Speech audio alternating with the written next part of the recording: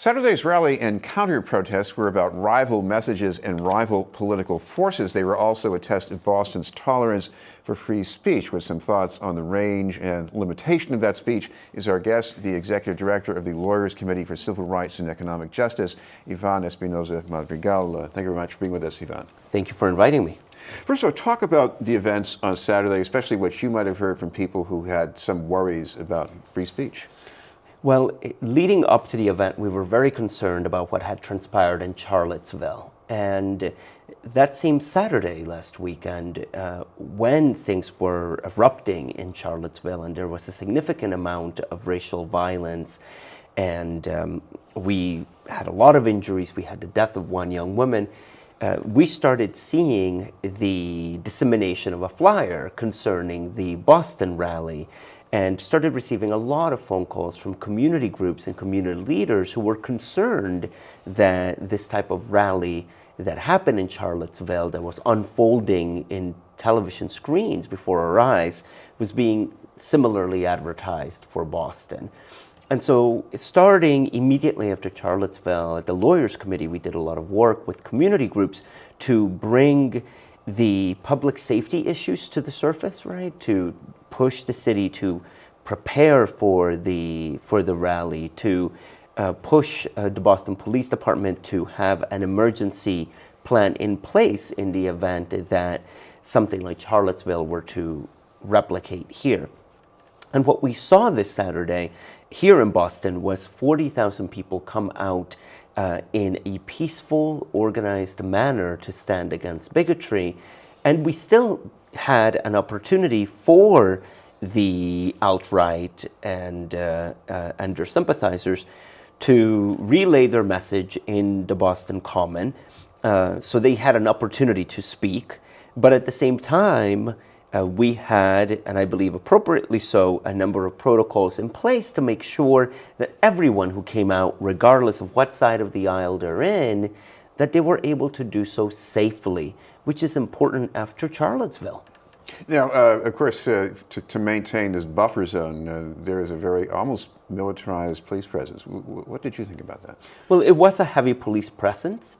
I think what we saw in Charlottesville was the opposite. We saw not enough passive, I guess. Yeah. Not enough police and way too passive. Not enough intervention. Not enough involvement with the parties that were on the ground. And here in Boston, we wanted to make sure that did not get replicated. So at the Lawyers Committee and a number of other community groups, we asked the police to come in with a safety plan in place, with public safety as an overriding theme for the day.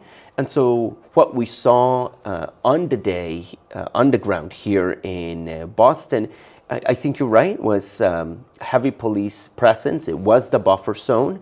At the same time, I think it was very important to make sure that the people in the alt-right were able to come out safely, and that the opposition to the alt-right was also able to come out safely.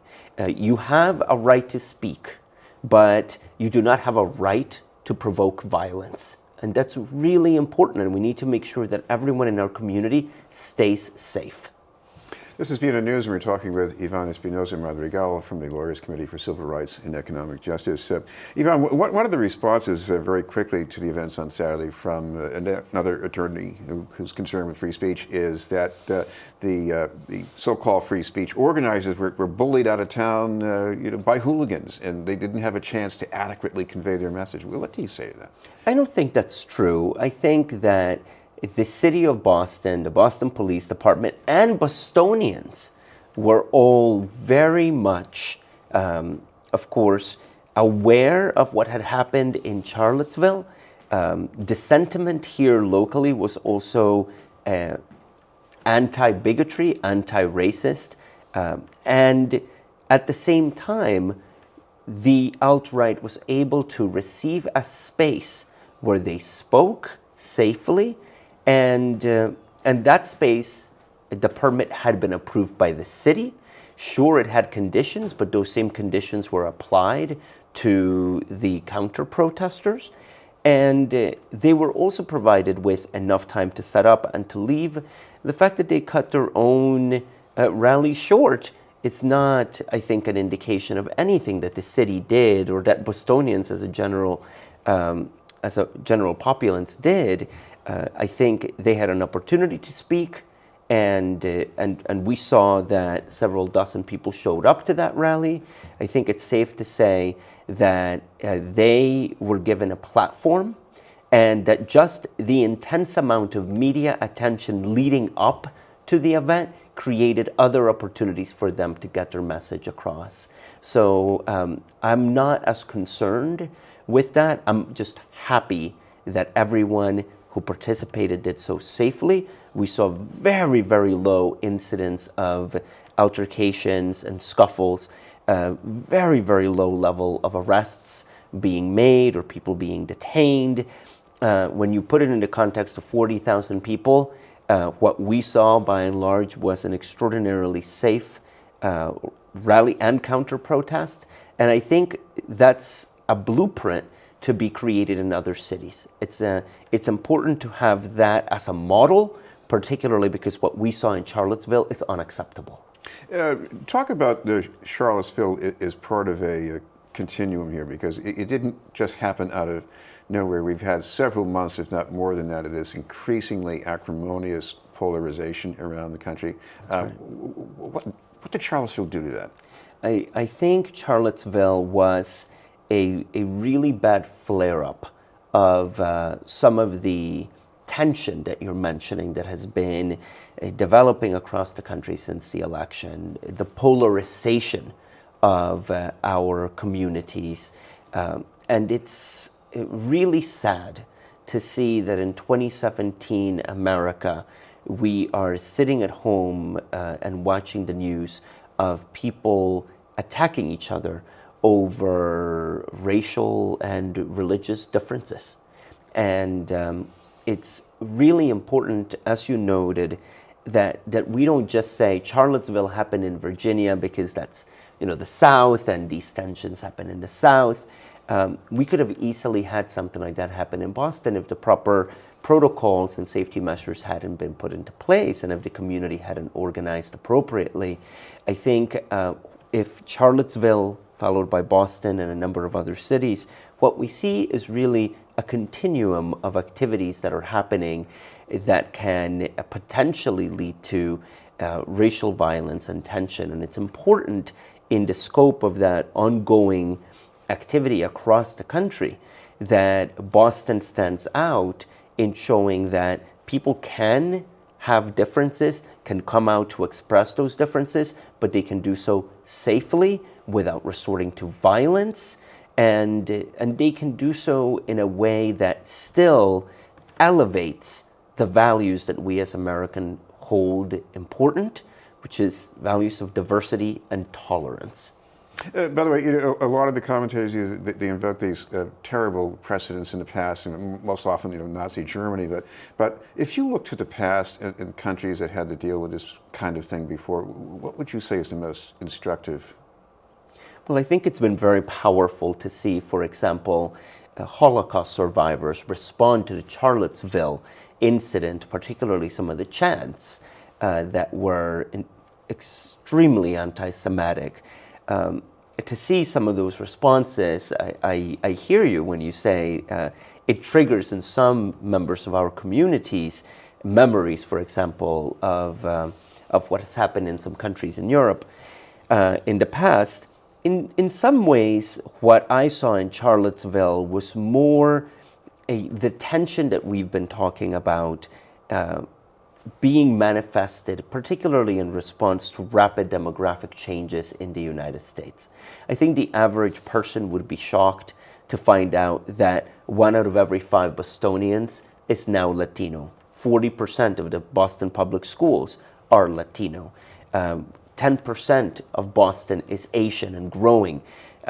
For most people, I think those numbers represent a very rapid demographic change and change in ways that can be intimidating for people who are used to people looking the way they are, practicing their same customs, and not having that type of heavy linguistic, religious, or immigrant difference. And so what I see is rapid demographic change in the United States, and the importance of making sure that as cities, as states, as a country, that we are prepared to address these changes and to make sure that we do so in a way that's inclusive and respectful, and that everybody feels reflected in the institutions that we have. This is not about replacing anybody. It's not about favoring one over another. It's about creating structures for fairness that work for everyone in our communities. And I think it's important for all of us, regardless of our political ideology and where we stand on these issues, to make sure that we're working together to push forward collectively. And that takes a lot of emphasis on tolerance and a lot of emphasis on listening to each other and different views at events like what happened at the Boston Common this weekend, but to do it in a safe and respectful space. Finally, what has been the experience with the Lawyers Committee as far as people calling in about either hate speech or threats from any end of the spectrum? What's it been like lately? Absolutely. Chris, since the election, our phones have been ringing off the hook, and we have seen hundreds of people actually call the Lawyers Committee since the fall, specifically on hate crimes issues. And it really falls within this broader backdrop of the Southern Poverty Law Center reporting that in Massachusetts we have the 4th highest spike in the country in terms of hate groups and hate crimes. And what we've seen in our office here at the Lawyers Committee in Boston perfectly aligns with that type of data from the Southern Poverty Law Center. So people are talking about this at the national level, but we're living and experiencing it here in Boston. And I think, again, it's a reflection of demographic changes and people not being accustomed to those changes, and not recognizing that there is rich, vibrant diversity within the communities that we live in. And it's important for us at the Lawyers Committee that we provide free legal support and backup to victims of hate crimes, and that we continue to push against discrimination, against racism, against bigotry, and in favor of tolerance, diversity, and equality under the law for everyone. By the way, if anybody wants to contact you about that, is there a way they can get through? Yes, the best way to call us in connection with hate crimes is to dial 8449-NO-HATE. That is our hate crimes hotline. We provide resources and support across the country on that number. It's a number that's been launched by the broad coalition of lawyers committees around the country. And so we would be happy to take phone calls from anybody listening to the show today, watching the show today, who's experienced or seen anything like this in their community. Call, report it, get some resources and advice on how to move forward. Thank you very much for being with us. Thank you, Chris. Iván Espinoza-Madrigal from the Lawyers Committee for Civil Rights and Economic Justice.